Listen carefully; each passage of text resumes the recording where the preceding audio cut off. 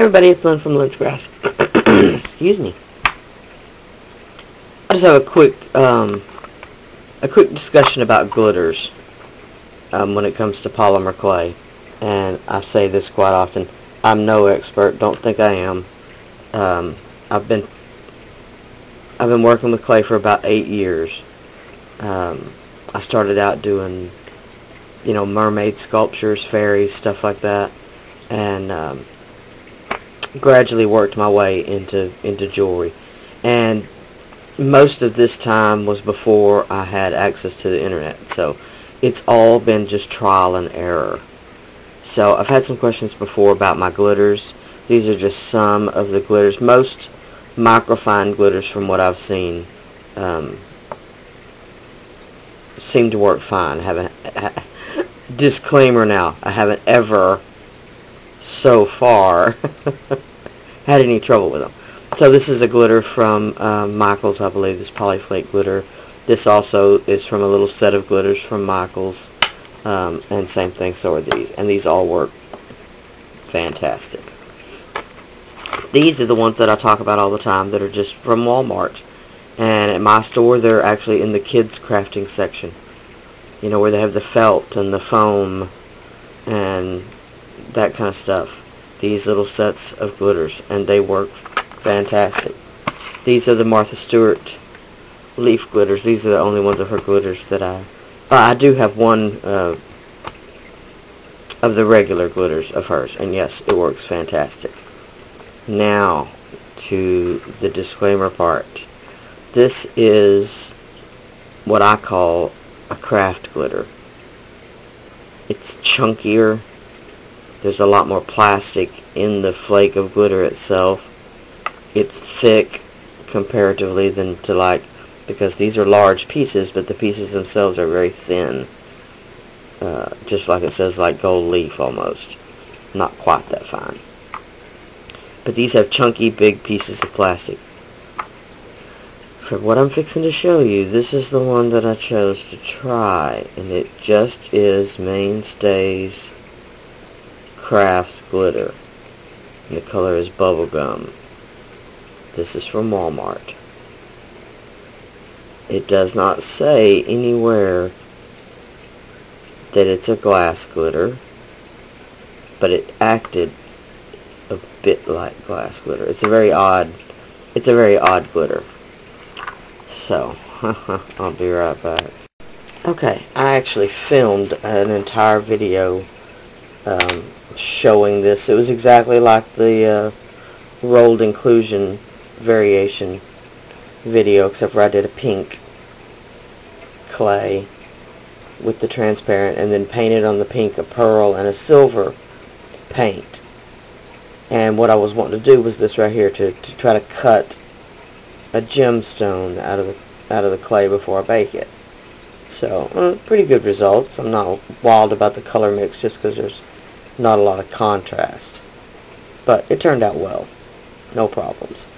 But what happened was I made the roll of clay, cut the end off, and made this piece separately by itself. Baked it, there was no problems. Then I took the rest of the log of clay and I made these 4 beads. I actually made 5 beads. A teardrop shape, and I'll show you this in a minute, and a cabochon. And oh my goodness, the results could not be more different. This one turned out what looks like fine. It's got some big chunks where the glitter has come out.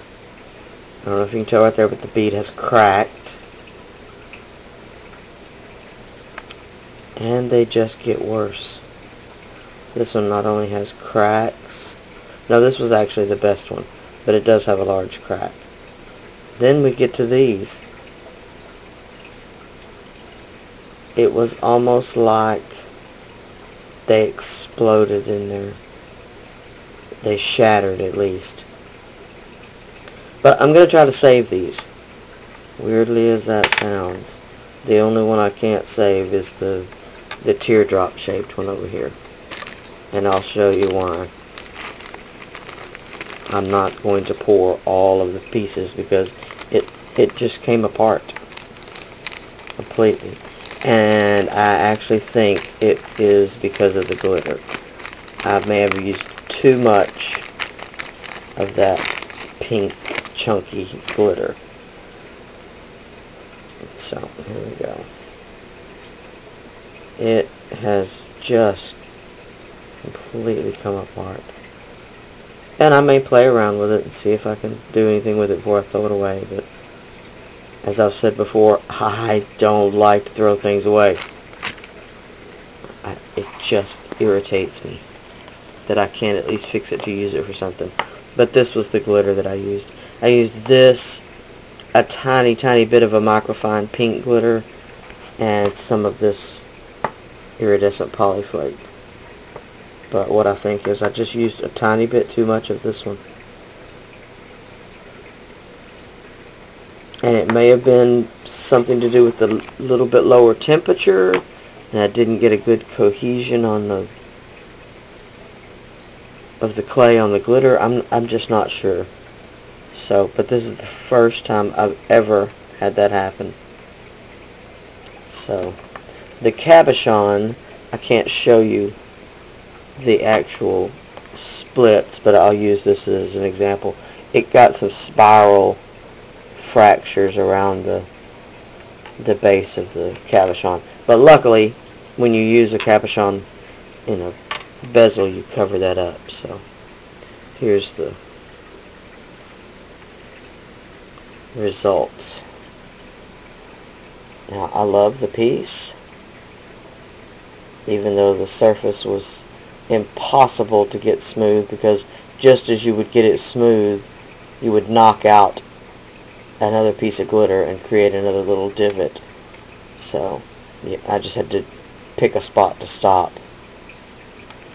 The bezel itself is black clay that I've used the Inca Gold and the old silver on. I really like the way that looks. And then here was the other bead, which is just really pretty, but again, it has a large fracture on the side.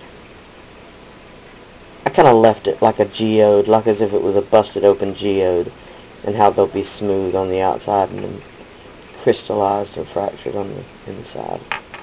So, and then just one of the acrylic dangles. I've got to get some more of those. So, there we go. That is my share for the day, and wow, the shock from opening that and seeing, opening my oven and seeing these beads was quite funny. So,